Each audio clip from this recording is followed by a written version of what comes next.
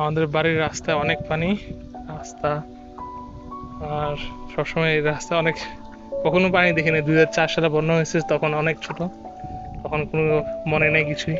কিন্তু বর্তমানে দেখার পরে, পরিস্থিতি দেখার পর শিকার, অনেক তিক্ত অভিজ্ঞতা বন্যার পানির।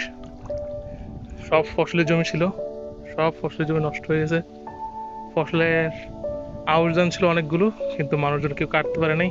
আউশ ধানের ফসল সব নিমজ্জিত।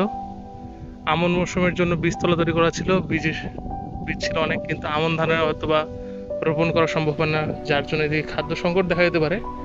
দ্রব্যমূল্যের দাম বাড়তে পারে অনেক। তবে একটা সুখবর হচ্ছে, হয়তো পলিমাটি পড়বে অনেক। আজ বিগত 20 বছর যাবৎ অনেক রাসায়নিক কীটনাশক ব্যবহার ফলে মাটির উর্বরতা অনেক কমে গেছে। বর্তমানে হয়তো উর্বরতা বাড়বে, আল্লাহ যদি সহায় হয়। দুর্যোগ কাটায় ওঠার পরে মানুষের খাদ্যশস্যের সংকট যাতে আল্লাহ না হয়, সেই দোয়া করি। বর্তমানে আমাদের